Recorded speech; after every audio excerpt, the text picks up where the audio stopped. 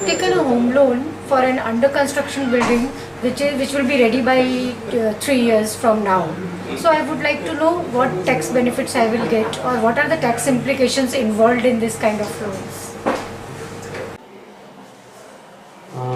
The question that you asked, whether deductions are available in respect of repayment of a loan that has been disbursed for under construction property, even though the property is not ready. There are schemes that banks have under which 100% of the loan is disbursed and the bank starts off the EMI, although the building itself might get completed in 2 or 3 years. As far as tax is concerned, it does not differentiate between an EMI and pre-EMI. Whether you pay interest on a pre-EMI or as an EMI, it does not matter. But for tax purposes, very clearly, if during the financial year the property is not ready and has not been taken possession of, then very clearly no tax benefits are available.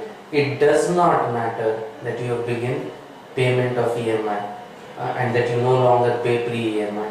That has got no bearing on the tax deduction. The tax deduction is available if the property's construction has been complete during the financial year. So if you've taken what is called an advanced disbursement facility called ADF and the property is going to be ready only in later years, you won't get any deduction.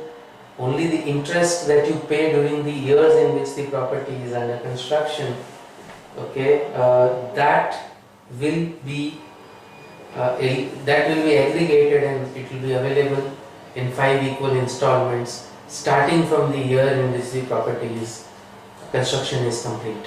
But during all the years during which the property is not complete, you are not going to get any deduction.